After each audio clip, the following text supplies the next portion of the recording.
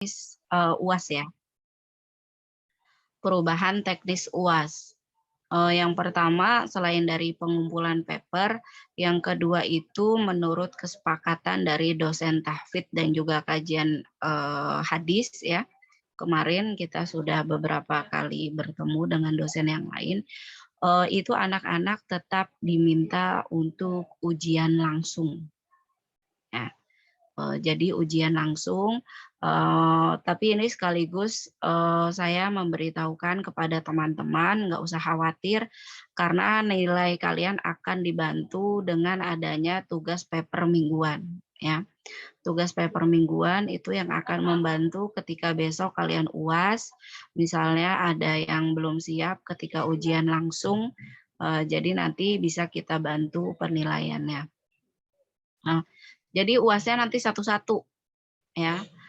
Saya absen satu-satu, ada hadis yang saya minta bacakan, seperti itu. Nanti direkam ya, untuk dievaluasi bersama dosen yang lain.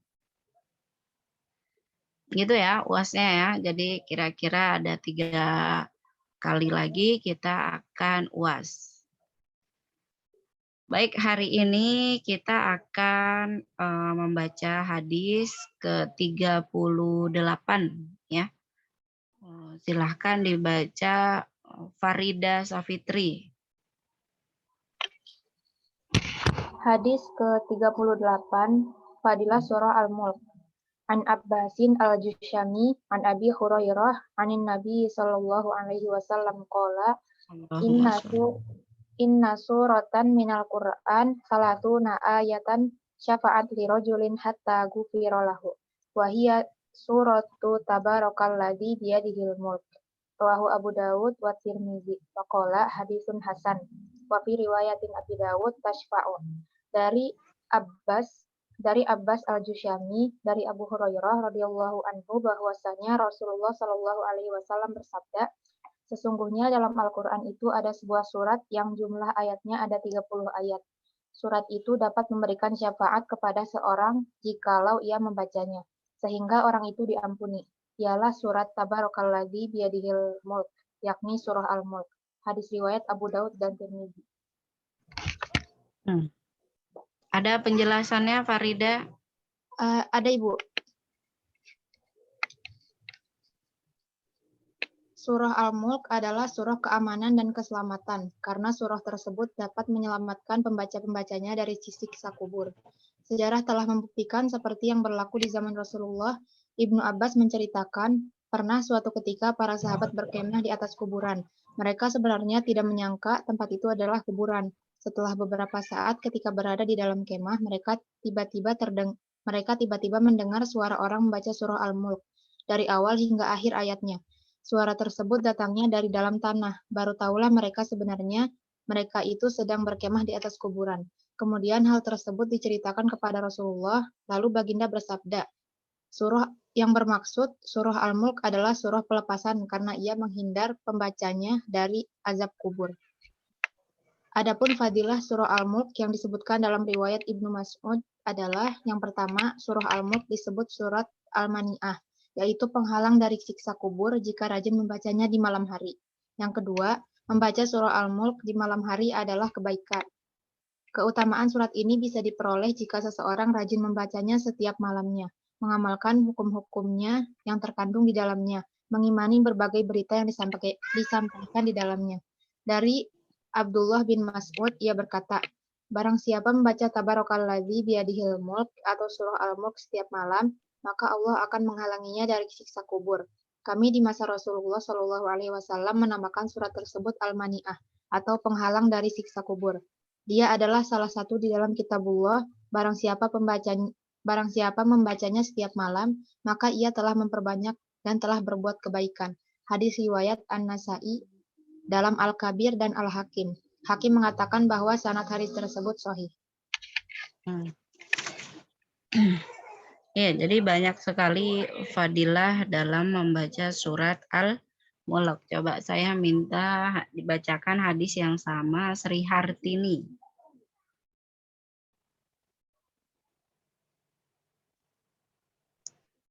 Baik, Ibu. Hadis 38. Fadilah Surah Al-Mulk. An Ambasin Jusyami an Abi Hurairah an Nabi sallallahu alaihi wasallam qala inna suratan minal Qur'an salatuna ayatan syafa'at li rajulin hatta yufira lahu wa hiya suratu tabarakalladzi biyadihil mulku rawahu Abu Dawud wa Tirmidzi wa qala hadits hasan wa fi riwayati Abi Dawud tashfa'u. Dari Abbas al-Jushami dari Abu Hurairah radhiyallahu anhu bahwasanya Rasulullah Shallallahu Alaihi Wasallam sesungguhnya dalam Al-Quran itu ada sebuah surat yang jumlah ayatnya ada 30 ayat. Surat itu dapat memberikan syafaat kepada seorang jikalau ia membacanya, sehingga orang itu diampuni. Ialah surat Tabarakalladzi biyadihil mulku, yakni surat Al-Mulk. Hadis riwayat Abu Daud dan Tirmidzi. Ada penjelasannya, Sri Hartini, silahkan dibaca.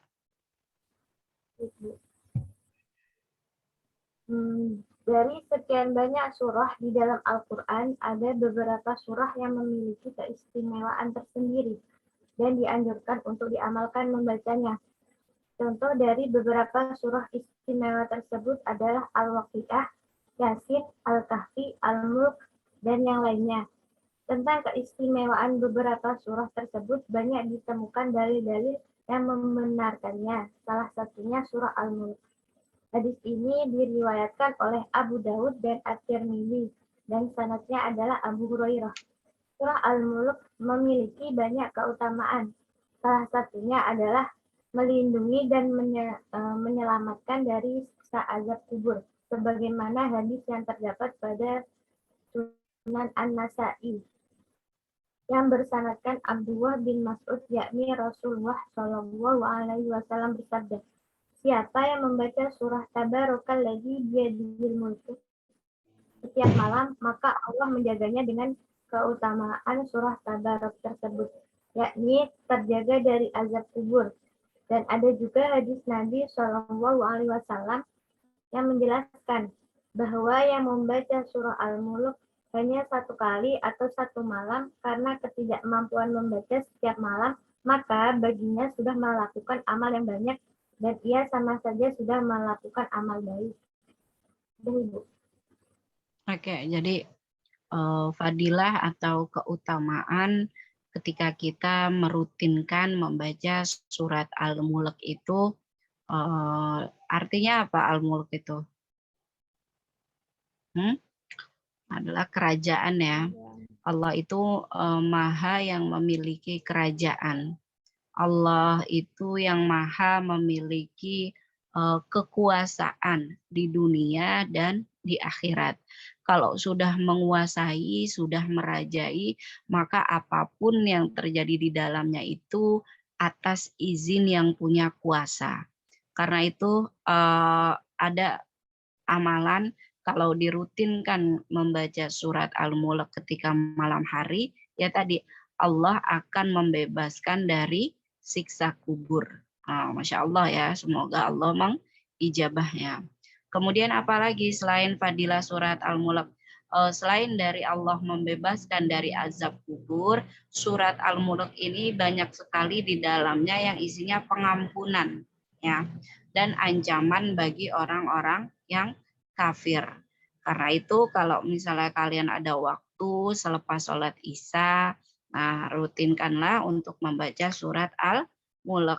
Kalau misalnya sudah didawamkan, kalian sudah hafal, nah itu insya Allah yang menjadi syafaat ketika besok kita menghadapi yang namanya azab kubur. Tidak bisa dipungkir ya, manusia itu memerlukan banyak sekali syafaat. Ya. Apapun kita mintakan doa sebagai bentuk apa? Bentuk betapa lemahnya manusia di dunia. Ya, kita ini sangat kecil dibandingkan nikmat Allah yang begitu besar. Tapi sayangnya ketika kita dikelilingi banyaknya rahmat dari Allah itu kita seringkali lalai. Ya. Karena itu setiap kali kita mohonkan ampun kepada Allah, dengan Allah memaafkan kita, apapun yang kita hajatkan, yang kita maksudkan, insya Allah Allah akan mengabulkan. Gitu. Jadi Habib Umar itu pernah bilang ya, bilangnya gimana? Dosa yang lebih kecil itu yang kita miliki jauh lebih berbahaya dibandingkan dosanya Fir'aun dan orang kafir lainnya. Kenapa? Karena dosa yang kecil yang kita punya itulah yang akan Allah mintai pertanggungjawabannya dibandingkan dosa besar yang orang lain lakukan. Artinya apa? Ya artinya kita jangan sibuk ngurusin kesalahan atau dosa-dosa orang lain. Sementara kita punya dosa juga meskipun itu dosanya kecil. Gitu ya. Ketika di akhirat nanti ya antara anak dengan ibu, pasangan ya, suami dengan istri itu mereka sibuk sendiri. Ya. Mereka sibuk sendiri mencari keselamatan masing-masing. Karena itu tidak penting sekarang ini kita memikirkan dosa orang lain ya. Artinya apa? Kita terus melihat mengoreksi mereka sementara kita lupa dengan dosa kita meskipun kecil. Gitu ya. Karena itu mohonkanlah ampun. Nah, salah satunya agar terhindar dari azab kubur akan dosa-dosa yang sering kita tumpuk baik sengaja ataupun tidak sengaja, rutinkan bisa diamalkan dengan membaca surat Al-Mulk ini setiap malam sebelum tidur. Atau kalau ada yang memiliki kebiasaan setelah Isya tidur, belum sholat Isya tetapi bangunnya nanti malam sekalian sholat tahajud. Nah, ini lebih baik asalkan sholat Isyanya jangan kebablasan.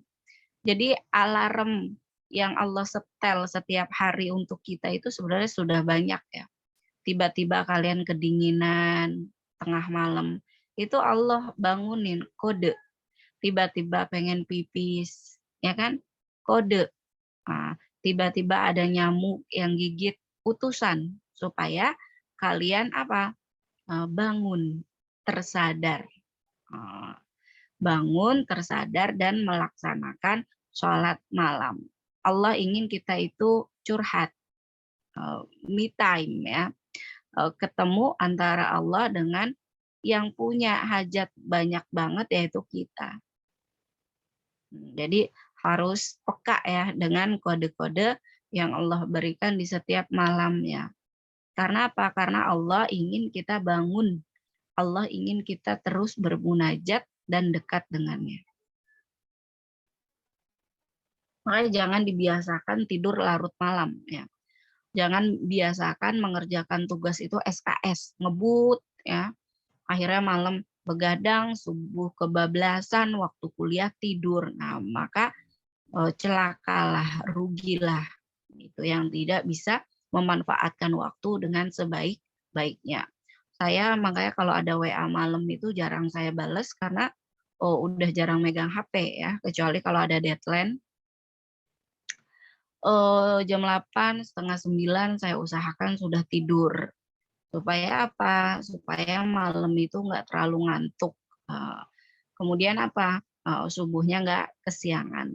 Sehingga pagi itu kita berharap hari yang berganti itu menjadi hari yang lebih baik dari hari yang kemarin. Oke, silahkan baca hadis selanjutnya, hadis ke-39.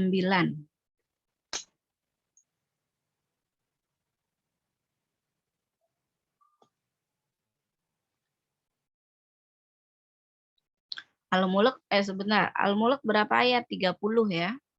Tabarakalladzi biyadil mulk. Nah, itu sampai ilal akhir. Masya Allah tuh. Kalau kalian rutinkan, kalian dawamkan, insya Allah akan menjadi penerang, menjadi penolong ketika kita ada di alam kubur. Untuk hadis ke-39 silahkan dibaca Neng Rahma Syarifah. Baik Ibu. Hadis ke-39 An Abi Hurairah qala Rasulullah sallallahu alaihi wasallam man ta'allama al-Qur'ana fi syabibatihi ikhtalatal Qur'anu bilahmihi wa damihi wa man ta'allamahu fi kibarihi fahuwa yanfalitu minhu wa la yatrukuhu falahu ajruhu marrataini akhrajahul Baihaqi. Dari Abu Hurairah radhiyallahu anhu bahwasanya Rasulullah Shallallahu alaihi wasallam bersabda, siapa yang mempelajari Al-Qur'an waktu mudanya, maka Al-Qur'an akan merasuk dan berpadu dalam daging dan darahnya. Siapa yang belajar Al-Qur'an di masa tuanya, yang susah untuk menguasainya, sedangkan dia sabar dengan tidak meninggalkannya, maka baginya 2 pahala. Hadis riwayat Baihaqi. Jadi baca hadis yang sama Iin, Zakiratul Fadilah. Baik Ibu. Hadis ke-39, belajar Al-Quran tidak kenal usia. An Abi Hurairah qala Rasulullah sallallahu alaihi wasallam man ta'allama al-Qur'ana fi syabibatihi ikhtalatal Qur'anu bilahmihi wa damihi wa man ta'allamahu fi kibarihi fahuwa yanfalitu minhu wa la yatrukuhu falahu ajruhu marrataini akhrajahul Baihaqi. Dari Abu Hurairah radhiyallahu anhu bahwasanya Rasulullah sallallahu alaihi wasallam bersabda, siapa yang mempelajari Al-Qur'an waktu mudanya, maka Al-Qur'an akan merasuk dan berpadu dalam daging dan darahnya. Siapa yang belajar Al-Qur'an di masa tuanya, yang susah untuk menguasainya, sedangkan dia sabar dengan tidak meninggalkannya, maka baginya 2 pahala. Hadis riwayat Baihaqi. Baca hadis yang sama Ganis Samaha.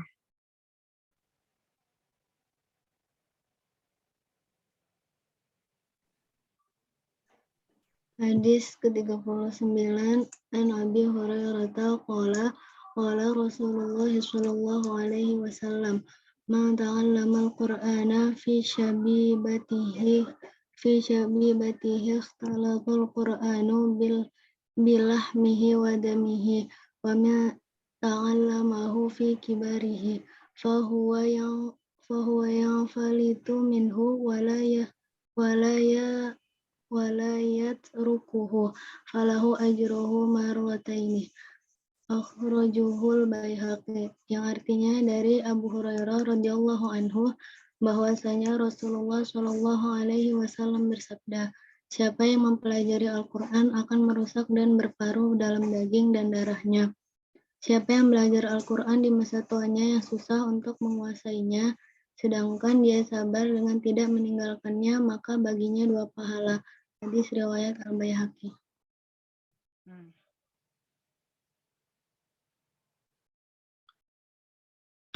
Dari kecil ini barang siapa yang orang tuanya sering menanamkan atau mengajarkan Al-Qur'an, maka sejak dini pun dia akan menjadi generasi Qur'ani. Karena itu sangat relevan jika dikatakan kalau kita sebagai perempuan itu adalah disebut sebagai madrasatul al-ula ya. Madrasah yang pertama, guru yang pertama, pengajar yang pertama, sekolah yang pertama, pendidik yang pertama. Bagi siapa? Bagi janin yang ada dalam rahim kita. Mengapa? Karena darah saja kita bersatu, mengalir. Detak jantung kita adalah sumber suara kehidupan bagi si janin. Ya, besok nih calon ibu-ibu ya. Maka biasakanlah ketika kita mengandung itu bacakan ayat-ayat Quran. Dengan apa? Dengan permohonan agar kelak anak yang kita kandung ini menjadi ahli Quran. Dengan apa juga? Dengan bacaan yang kita lantunkan itu Allah menjaga kita ya, dan juga bayi yang ada dalam kandungan kita. Oh, dari kecil dia sudah tidak asing lagi dengan bacaan ini. Karena apa? Karena uminya, ibunya selalu membacakannya sejak di dalam kandungan. Sehingga apa? Dia akan mencari di mana titik kebiasaannya. Ya, anak itu adalah sebagai kaset yang paling unggul. Disebut ketika dia lahir itu 1000 hari pertama kehidupannya adalah masa-masa emas, golden age ya. Ketika itulah masa yang paling bagus untuk menanamkan nilai-nilai Qur'ani kepada anak ya. Kemudian ketika dari kecil sering tanamkan kajian-kajian tentang agama, sering bahasan dengan kebiasaan-kebiasaan yang baik, maka harapannya ketika dewasa dia menjadi anak yang jauh lebih baik dibandingkan orang tuanya. Jadi jangan sedih ya kalau kalian besok lulus, ada yang nanya, kok lulus sarjana nganggur, lulus sarjana kok langsung kawin, nggak kerja, sayang-sayang dong kuliahnya. Oh enggak, ilmu yang saya dapatkan adalah untuk mencetak generasi yang berkualitas. Karena anak yang berkualitas itu adalah lahir dari ibu yang berkualitas. Kalau ibunya sarjana, harapannya ibunya mempunyai bekal keilmuan yang baik untuk mendidik anaknya. Tentunya berbeda dengan orang-orang yang tidak mengenyam pendidikan. Kalian tahu hukumnya, kalian tahu dasarnya, kalian tahu caranya, ya kan? Maka diamalkan untuk apa? Untuk anak-anak kita kelak. Ya. Tidak mungkin seorang ibu yang berkualitas itu mau membiarkan anaknya menjadi generasi yang tidak berkualitas. Jadi pantaskanlah diri kita agar menjadi seorang ibu yang berkualitas. Agar apa? Agar besok anak-anak kita pun menjadi anak-anak yang berkualitas. Kita tanggung jawabnya, termasuk pasangan besok. Ya, jika kita punya sebagai perempuan yang mempunyai kualitas yang baik, maka laki-laki yang mendekati pun insya Allah mempunyai kualitas yang baik. Karena apa? Mereka maaf ya, laki-laki yang tidak punya bekal pengetahuan yang sama dengan perempuan ya, biasanya itu minder. Ya, biasanya itu akan merasa, oh saya tidak sederajat, tidak sekufu. Nah, maka apa? Kalian yang memiliki pendidikan yang baik ini, insya Allah juga akan mendapatkan pasangan yang jauh lebih baik. Karena laki-laki itu nilai gengsinya tinggi ya. Oh nggak mau calon istri saya S1. Masa saya nggak sekolah? Minimal meskipun saya nggak sekolah, saya pondoknya hatam. Nah itu kan jauh lebih baik. Karena apa? Tidak mungkin sesuatu yang bernilai mahal itu dijual murah, meskipun kita bukan barang dagangan ya. Tetapi logikanya saja, siapapun nanti yang akan ada dalam kehidupan pribadi kita, itu adalah orang-orang yang minimal itu sejalan dengan pemikiran kita. Jadi dikatakan tulang rusuk laki-laki adalah perempuan jodohnya, bisa jadi adalah bagaimana tulang rusuknya kita itu berada dalam kebiasaannya. Dapat jodoh di kampus, ya karena kerjaannya seringnya di kampus, ya kan? Seorang hafal Quran dapat jodohnya seorang yang hafal Quran juga, misalnya. Anak pondok dapat jodoh nggak jauh-jauh dari pondokannya. Pokoknya apapun yang berada di lingkungannya biasanya jodohnya adalah yang tidak jauh-jauh dari sana. Karena jodoh itu ya dalam surat An-Nisa itu adalah bagaimana cerminan diri kita. Kita mau melihat bagaimana calon suami kita besok, lihatlah diri kita yang sekarang. Saya tadinya nggak begitu nggak begitu ngeh gitu ya. Ternyata setelah 11 tahun pernikahan baru tahu oh iya ya, saya orangnya gini. Ternyata suami saya sama orangnya kayak gini.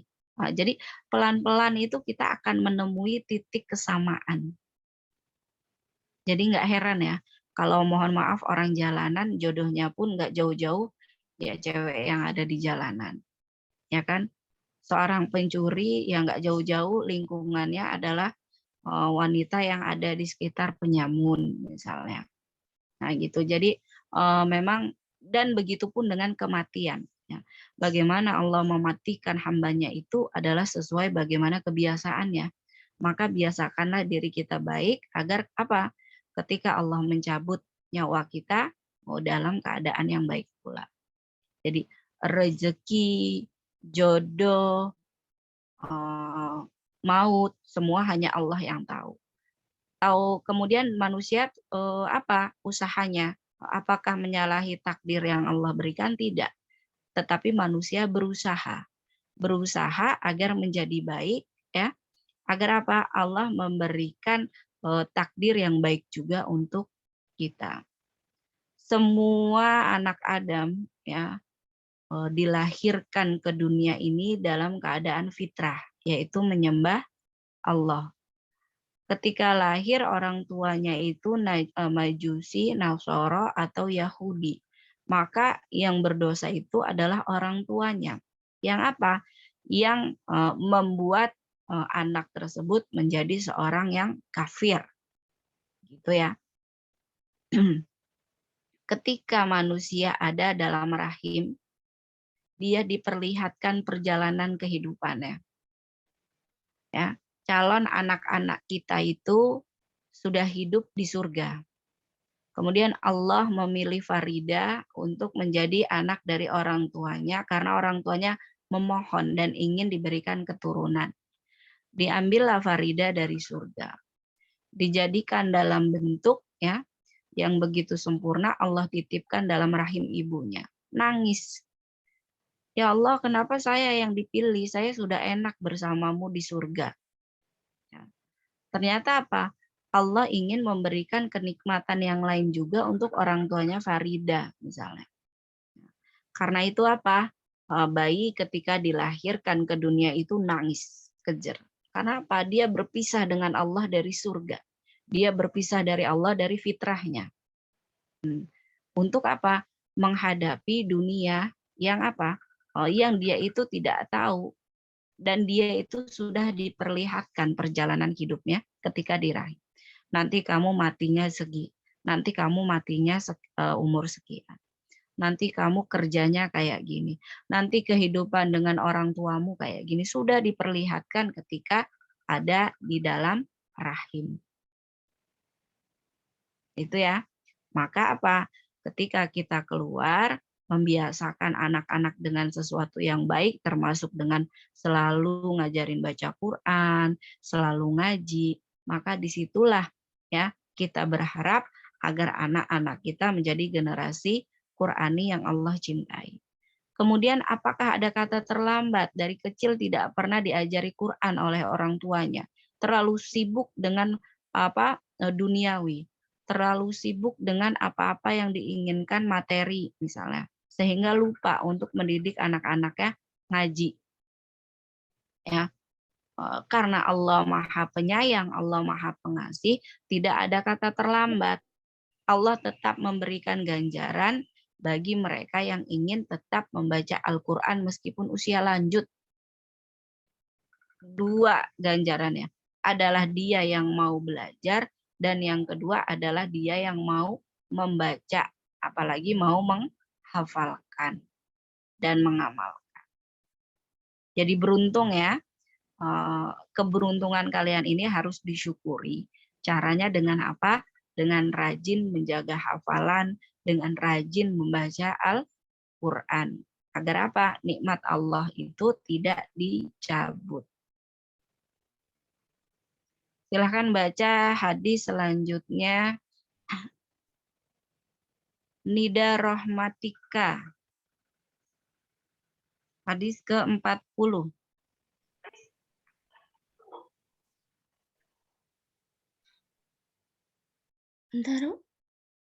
Bentar Ibu.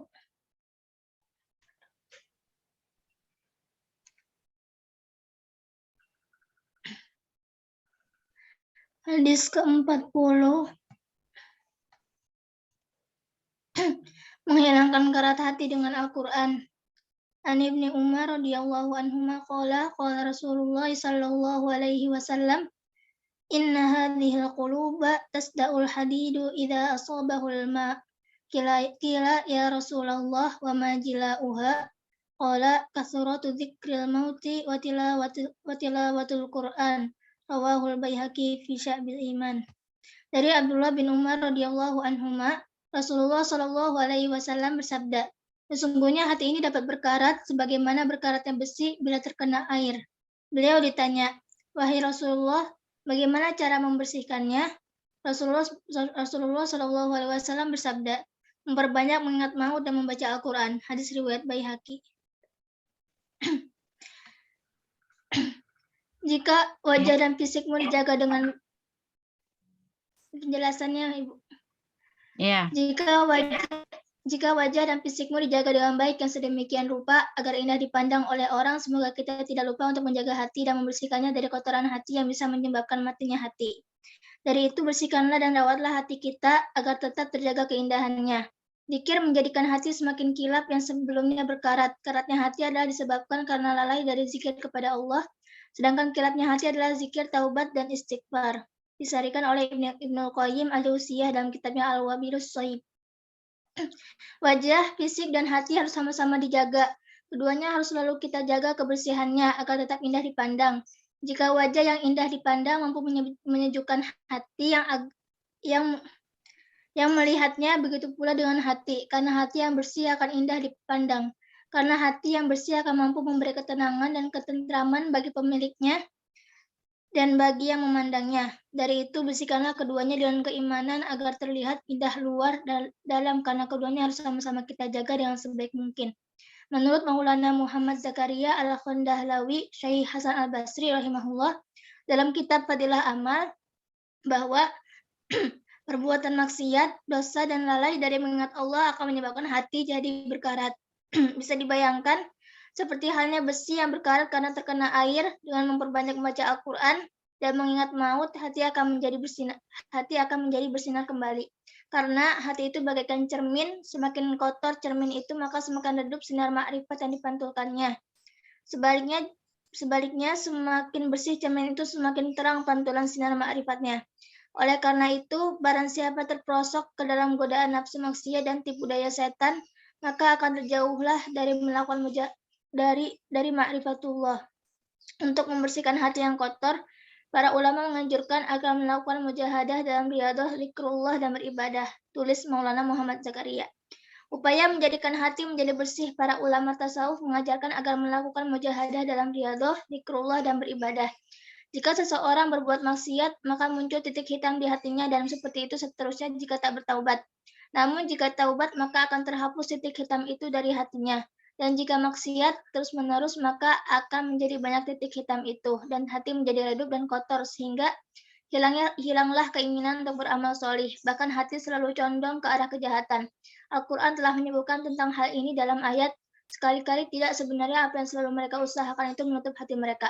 Quran Surat Al-Mutaffifin ayat 14. Jadi hati yang ada di dalam ini bisa karatan ya, Nida. Kenapa?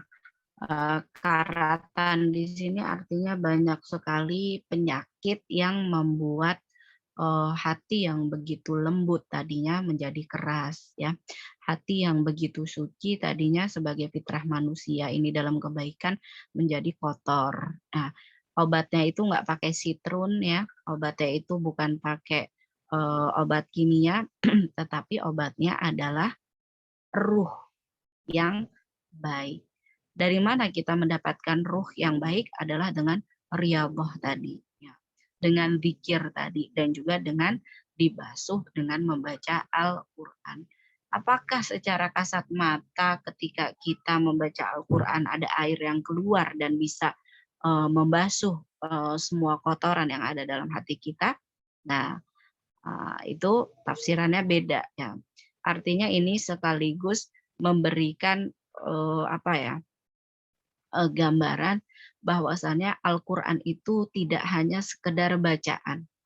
Al-Quran itu tidak hanya sekedar karangan sastra yang indah, kumpulan sastra yang indah. Tetapi Al-Quran adalah obat yang goib. Karena apa? Obat yang goib ini bacaannya sumbernya adalah dari Allah yang Maha Penyembuh. Hati yang keras, hati yang gersang, hati yang gelisah, yang isinya itu maksiat, yang isinya itu penuh dengan kezoliman. Ya.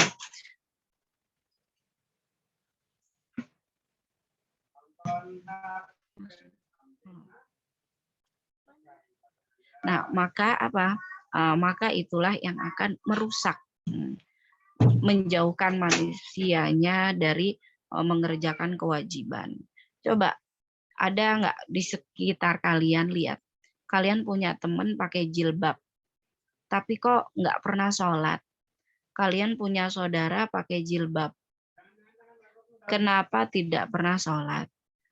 Kalian punya tetangga pakai jilbab, tapi kenapa mulutnya itu selalu gibahin orang, selalu nyakitin tetangga? Ya, ada nggak kayak gitu?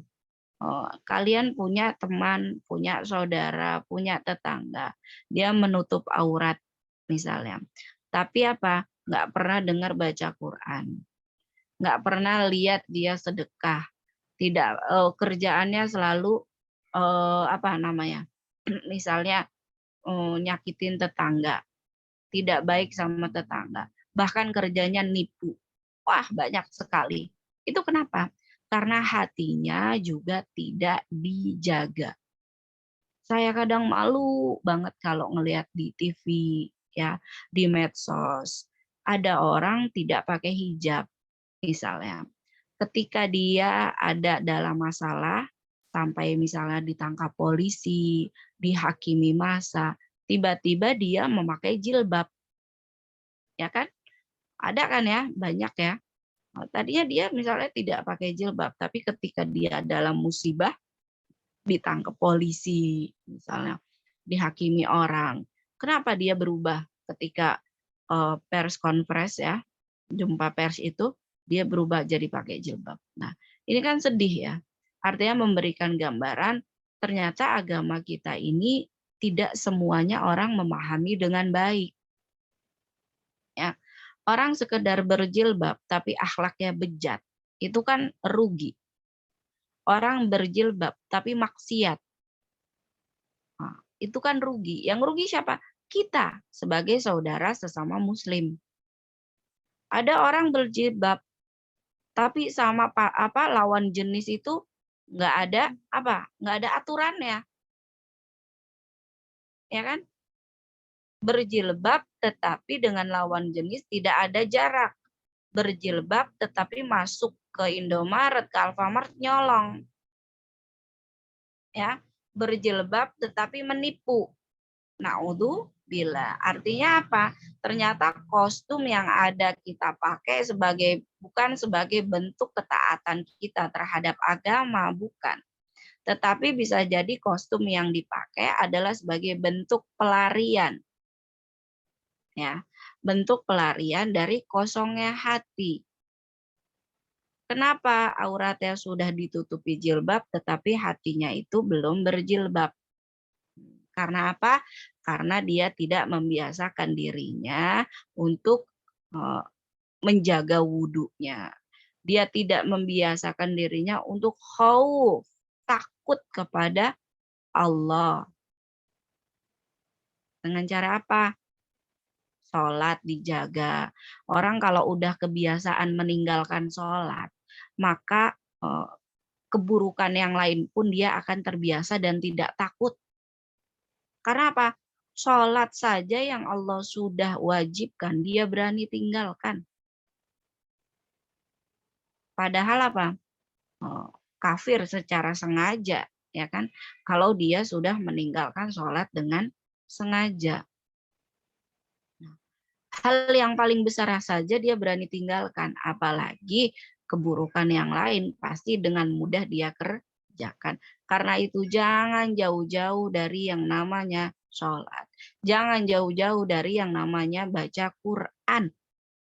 rugi diri sendiri, merasa rugilah kita kalau satu hari itu kita tidak membaca Al-Quran, termasuk sholat wajib, ya. Ditambah lagi dengan sholat nafilah yang lain, sholat sunnah yang lain, sholat rawatib misalnya. Kenapa adanya sholat rawatib? Untuk menyempurnakan sholat wajib. Kalian sholat asar lupa-lupa, rokaatnya lupa, tidak khusyuk. Maka apa? Allah sangat kasih sayangnya itu sangat besar kepada kita. Allah berikan pahala yang lain dengan disempurnakan sholat rawatib sebelumnya atau sesudahnya. Jadi sholat rawatib yang ada mengiringi sholat wajib itu tujuannya salah satu hikmahnya adalah menyempurnakan sholat wajib. Jadi rugi ya kalau habis sholat maghrib kalian nggak bangun 2 rakaat ya, atau subuh qobliyahnya kalian nggak kerjakan. Nah itu rugi karena apa? Karena di sana sudah ada fasilitas yaitu untuk menyempurnakan sholat wajib kita yang tidak sempurna. Oke, terakhir dibaca hadis yang sama, hadis ke-40. Silahkan dibaca Wildanur Awaliyah.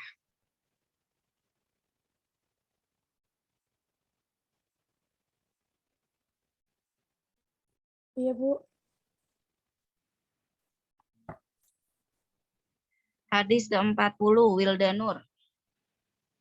Iya, baik, Bu. Sekalian saya buka di HP.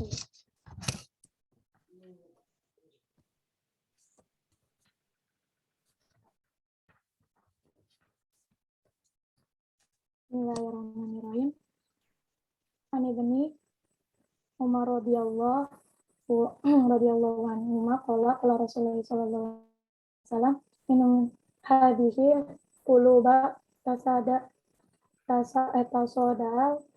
hadidu idza asabahul ma'u qila ya Rasulullah wa majila uha qala kathuratu dzikril mauti wa tilawatul Qur'an rawahul Baihaqi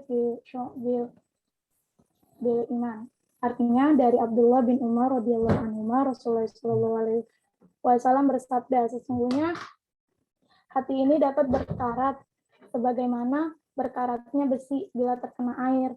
Beliau ditanya, wahai Rasulullah, bagaimana cara membersihkannya? Rasulullah bersabda, memperbanyak mengingat maut dan membaca Al-Quran. Banyak kematian, banyak pengingat maut sekarang ya, Wildanur. Jadi yang mati itu bukan hanya yang sudah tua. Yang giliran mati itu bukan hanya yang udah tua-tua, udah sepuh yang penyakitan. Orang sehat saja bisa langsung mati sekarang. Banyak sekali pengingat kematian ya. Karena itu apa? Dengan mengingat kematian diharapkan keimanan bertambah. Orang kalau ingat mati, dia pastinya akan mempersiapkan bekal terbaiknya. Punya harta, dia jual-jualin buat wakaf, buat sodako, bentar lagi saya mau mati. Ya kan? Orang kalau ingat mati, itu akan berusaha yang terbaik mungkin agar Allah mengampuni dosanya. Orang kalau ingat mati itu, dia akan takut dengan azab Allah. Orang kalau ingat mati itu, dia merasa rugi kalau meninggalkan kewajibannya. Orang kalau ingat mati itu, dia akan menjaga dirinya sum'ah, ya, menjaga dirinya dari perbuatan dosa. Karena apa? Dia tahu dia mau mati. Ya, karena itu perbanyaklah kita mengingat kematian. Agar apa? Ya Allah, kita mau maksiat. Oh ya Allah, besok saya mau mati, saya nggak mau. Saya harus memberikan bekal yang terbaik untuk diri saya. Saya mau menyelamatkan diri saya dari azab kubur. Nggak ada kata terlambat, meskipun nanti sore saya jadwalnya mati misalnya. Tapi tidak ada yang tahu, misteri. Ya, karena itulah faedahnya ketika kita mengingat kematian yang kita tidak tahu kapan datangnya, senantiasa menjaga diri kita agar selalu berbuat baik. Ya. kita mau suudzon sama orang, enggak. Yang saya ingat adalah tentang diri saya. Saya ingat kapan saya mau mati. Saya perbaiki diri saya. Ya. Agar apa? Nah, karena semua penyakit hati itu adalah berangkat dari apa? Egoisentris manusia. Manusia itu tidak mau merasa tersaingi. Manusia itu kadang tidak senang melihat orang lain senang karena faktor ketidakmampuan. Jadi ada orang merasanya selalu iri, selalu dengki sama teman, ya, selalu aja pandangannya itu buruk, selalu merasa dirinya benar. Itu karena apa? Karena memang manusia seperti itu. Dia ingin yang terbaik untuk dirinya, meskipun dia merugikan orang lain. Karena itu berlindunglah kita dari penyakit yang demikian. Kalau hatinya sakit, hatinya rusak, badannya pun ikut-ikutan. Jadi kolbun itu adalah sentral manusia. Ya, bagaimana kita menjadi baik kalau hatinya baik? Bagaimana kita menjadi buruk di mata orang lain untuk diri kita sendiri kalau hatinya juga buruk? Ada orang sakit-sakitan, ya, bisa jadi bukan dari penyakit fisiknya, tapi apa? Penyakit psikologisnya. Dari mana? Dari hatinya yang terlalu liar memikirkan orang lain. Kemudian direkamlah dalam pikirannya, dipikirin terus sampai akhirnya dia stres sendiri mikirin orang. Ya. Karena dari mana? Berawal dari mana? Dari hati yang kotor. Dari hati yang dengki. Maka banyak-banyaklah kita membaca Al-Quran agar terhindar dari yang demikian. Silahkan dibaca hadis ke-41 ya. Lihat dari buku.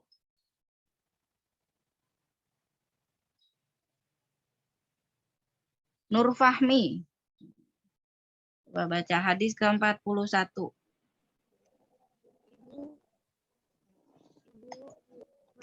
Bu Fahmi soalnya lagi ngawur adik-adik daurah, jadi nggak bawa bukunya, Ibu. Oke. Silahkan dibaca. Siapa yang mau baca? Coba. Yunita, Ibu.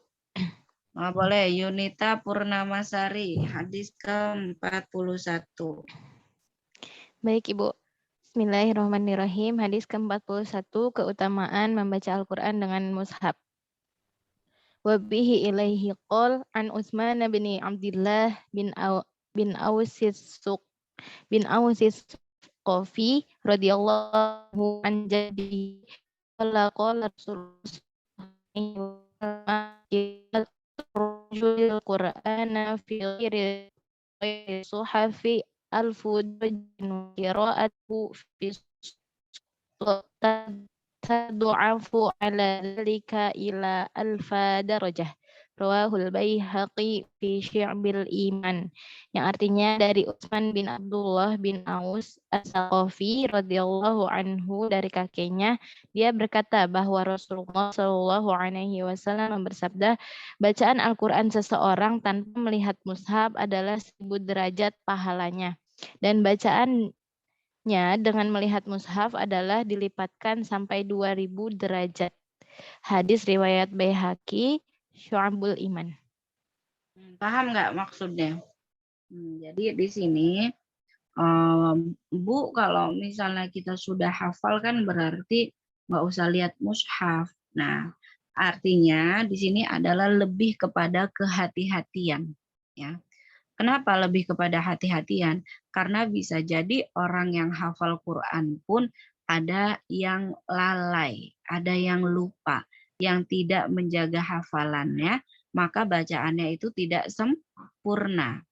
Nah, ketika ada kesalahan dalam membaca Al-Quran, nah ini dikhawatirkan didengar oleh orang lain dan diikuti. Nah, maka jika mampu untuk melihat mushaf, nah lebih baik untuk membaca sambil melihat. ketika sudah hafal pun kadang ketika takrir pun masih dilihat. Agar apa? Agar menghindari kesalahan dalam membacanya. Gitu ya. Jadi kalian misalnya sudah hafal 30 juz. Sombong, enggak usah Quran. Udah hafal semua. Nah, karena keterbatasan kemampuan manusia dengan segala macam daya ingat, daya hafalnya, maka tidak mengurangi ya dari beban hafalannya untuk tetap melihat mushaf ketika membaca. Sebagai bentuk apa? Tadi, kehati-hatian agar terhindar dari bacaan dan dari huruf yang salah. Khawatirnya apa? Didengar oleh orang lain. Diikuti. Sementara bisa jadi bacaannya salah. Merubah arti. Ya, tadinya memohon ampunan, kemudian karena harokatnya salah, tanda bacanya salah, akhirnya memohon laknat dari Allah. Gitu. Jadi bukan berarti kita tidak boleh menghafal dengan tidak melihat mushaf, tidak ya. Nah, ini sebagai bentuk kehati-hatian.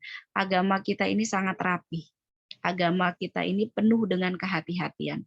Contohnya apa? Selain membaca mushaf ini, meskipun sudah hafal, mandi wajib. Ya. Agama lain itu enggak ada mandi wajib. Tapi agama kita begitu rapi, begitu bersih, begitu baik, ya. Orang yang selesai junub mandi wajib. Orang yang selesai haid mandi wajib. Agar apa? Agar merapihkan kembali hal-hal yang mampu menghalangi dari syarat sahnya sholat ibadah. Hati-hati betul. Ya, mandi wajib pun nggak sekedar mandi, ada urutannya. Diguyurkan seluruh badan, niat, menggosok sela-sela di jari, di pusar, di bagian lipatan-lipatan. Ya, membersihkan bagian kemaluan. Agar apa? Memaksimalkan ya kebersihan agar tadi hati-hati agar tidak ada najis yang menempel. Dalam agama lain itu tidak ada. Termasuk ini, hati-hati kita membaca Al-Quran meskipun kita sudah hafal. Ya, maka disempurnakanlah, dibenarin lagi dengan memastikan kebenaran bacaan dengan tetap melihat mushaf.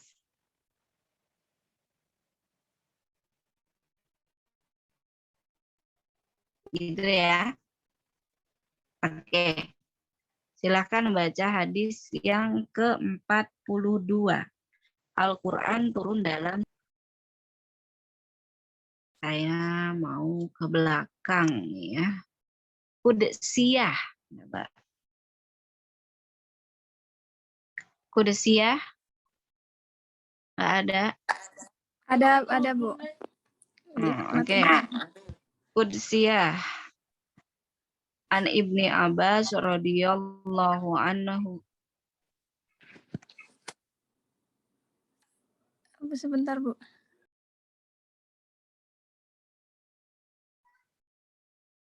Habis ini sesi tanya jawab dan diskusi ya bagi teman-teman ada yang berpendapat lain atau yang punya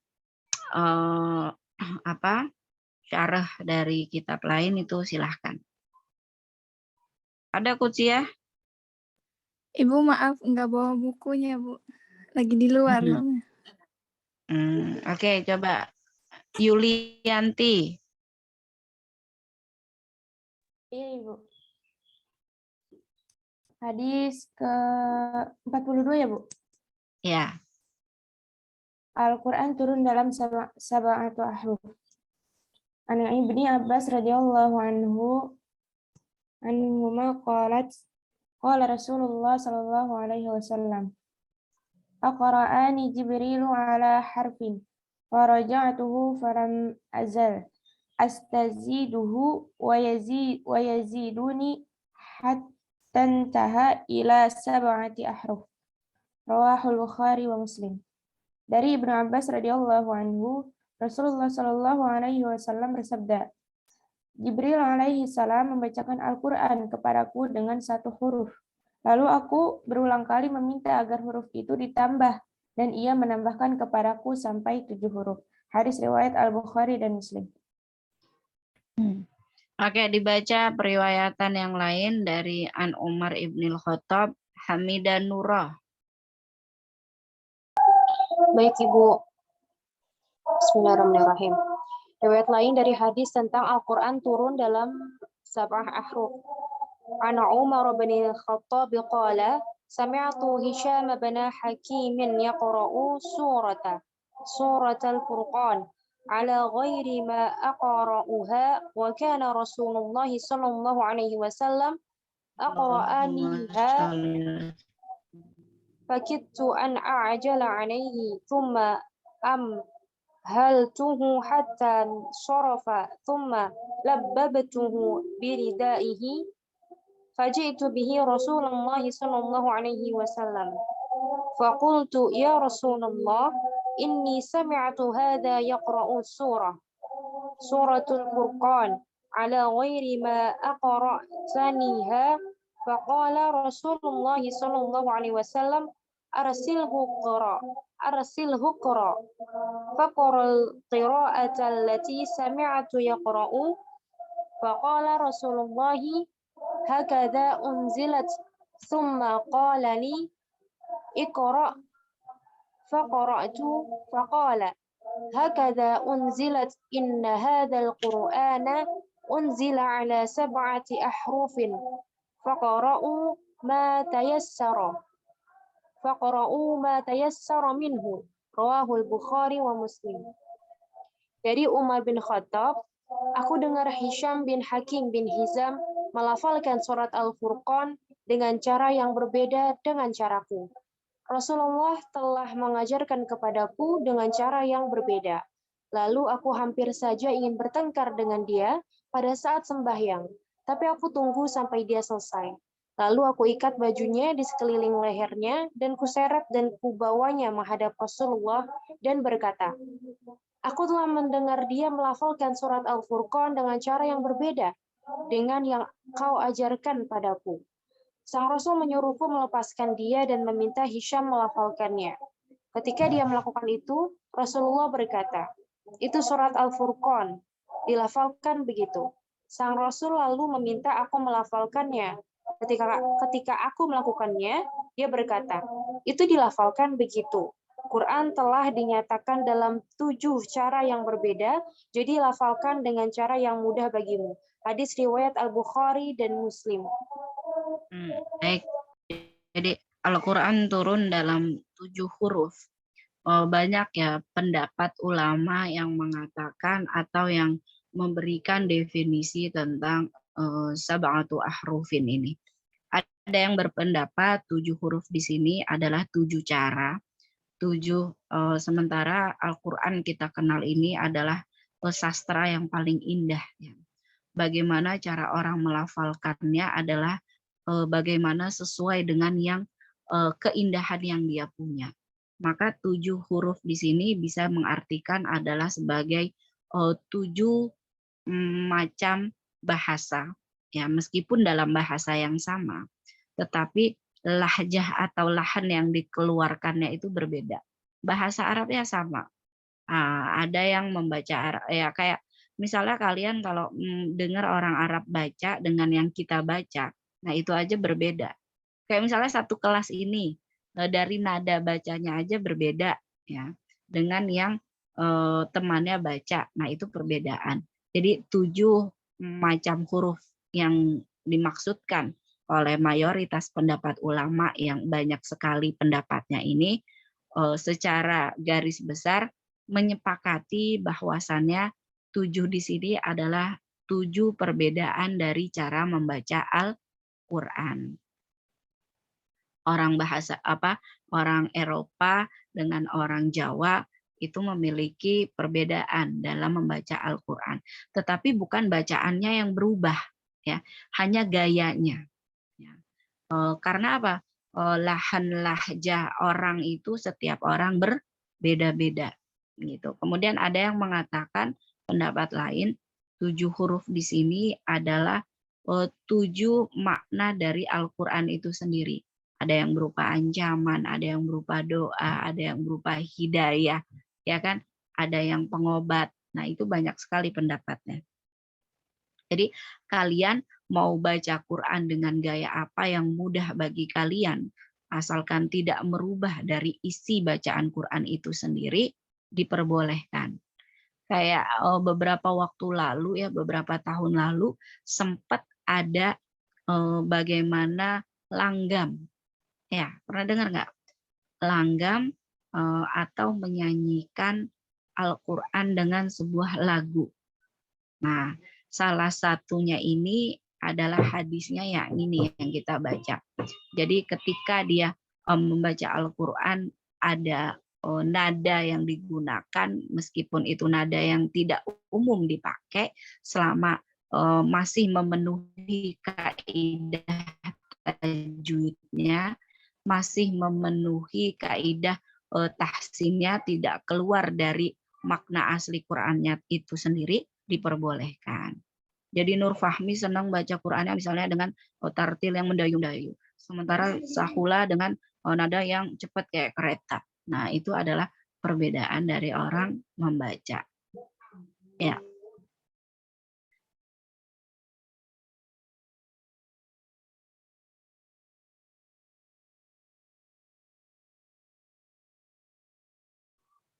Baik, teman-teman, silahkan didiskusikan jika ada hal-hal yang mau ditanyakan dari hadis ke-38 sampai hadis ke-42. Untuk minggu depan, untuk 2 hadis yang baru saja kita bahas ini, tidak usah dihafalkan, tidak usah dibuat papernya ya, kita sudah bahas.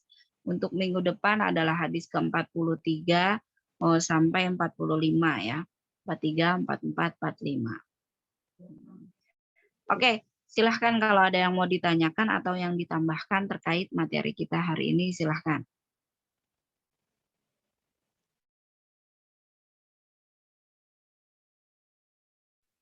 Assalamualaikum warahmatullahi wabarakatuh. Ibu, saya ingin bertanya Ibu, kan kalau misalnya surat Al-Mulk di sini kan itu ya, apa sih buat yang orang meninggal itu ya, ketika atau enggak kita mengamalkan di malam hari. Nah, ketika orang meninggal itu dimandikan, itu faedahnya sama aja atau ada yang berbeda sih Bu? Ada beberapa, dan ini nggak di setiap daerah juga. Kalau di tempat saya juga sama, ketika memandikan jenazah itu dibacakan surat Al-Mulk ya. Tadi mungkin Yunita agak terkecoh dengan dibaca pada malam hari gitu ya. Padahal Al-Mulk juga sering dibacakan orang ketika sama dengan dia membaca surat Al-Kahfi atau memandikan jenazah. Nah, itu di tempat saya pun masih ada. Harapannya tadi agar Allah merontokkan dosa-dosanya dari si jenazah yang dimandikan.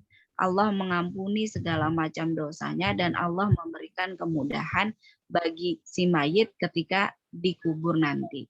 Ya, 7 langkah orang yang mengantarkan jenazah, Allah langsung mendatangi malaikat kepadanya, ya, dan diberikan pengampunan atas dosa-dosanya. Sebentar ya.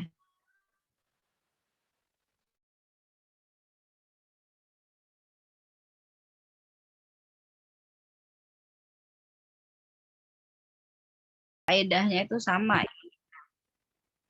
Faedahnya itu sama, berharap agar si mayit ya, ketika dimandikan itu Allah pun mengampuni dosa-dosanya, apalagi ketika akan dikubur ya.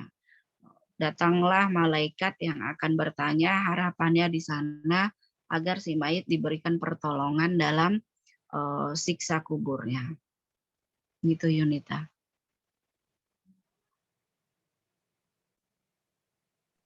Baik Ibu. Ibu mau bertanya lagi Bu, yang penjelasan.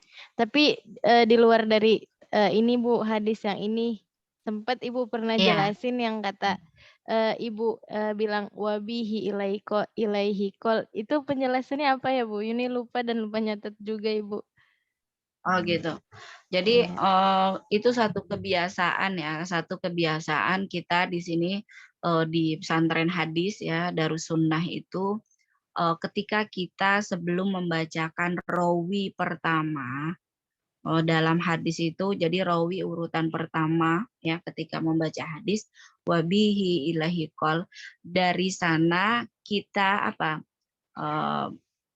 bertanya bukan tanya, dari sana kita bilang dari An Ibni Abbas gitu. Jadi wabihi ilahi qol. Nah, kalau di Darussunnah ada kebiasaan mengucapkan rawi pertama itu dimulai dengan bacaan wabihi ilahi qol. Artinya dari sumber yang pertama. Jadi kan kita membaca rawi itu sama saja kita bercerita. Dari ini katanya, gitu ya.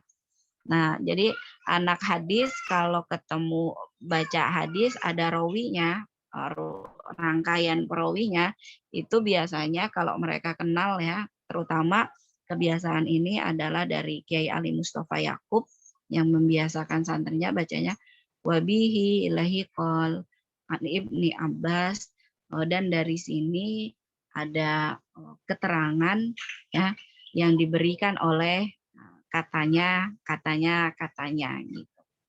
Harapannya apa? Dari keterangan yang kita baca darinya, keterangan ini, ceritanya si ini itu adalah semuanya dalam keadaan yang benar, bisa diterima.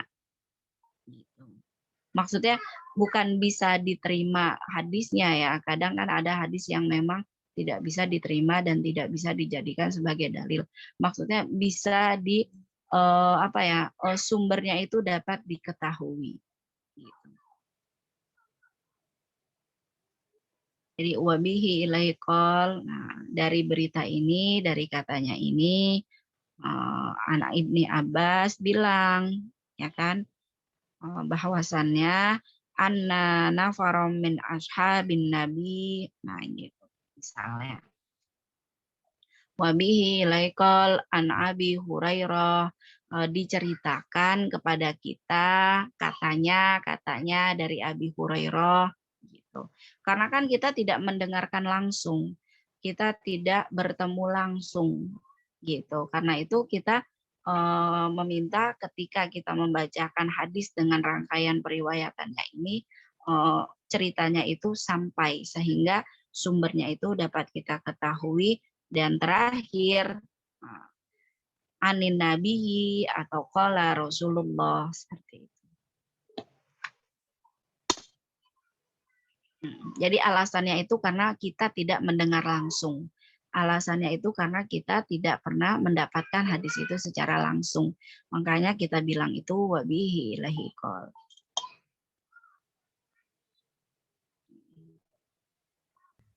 Baik Ibu, terima kasih banyak ya Bu. Oke. Baik, ini waktunya sudah habis ya. Saya ada di kelas 3B juga hari ini. Teman-teman, terima kasih untuk kehadirannya secara virtual. Semoga Allah memberikan manfaat atas ilmu yang kita pelajari hari ini ya. Dan Allah senantiasa melindungi kita dari segala macam penyakit hati. Ya, Allah memudahkan dari ilmu-ilmu yang kita lupakan ya. Dan Allah juga memberikan kita senantiasa pengampunan atas dosa-dosa kecil yang kita lakukan ya. Nahtatim hadal yaum bidoa kafaratul majlis. Subhanakallahumma wa bihamdika asyhadu an la ilaha illa anta astaghfiruka wa atubu ilaik. Aksennya ditunggu, saya rekap ya. Syukran. Assalamualaikum warahmatullahi wabarakatuh.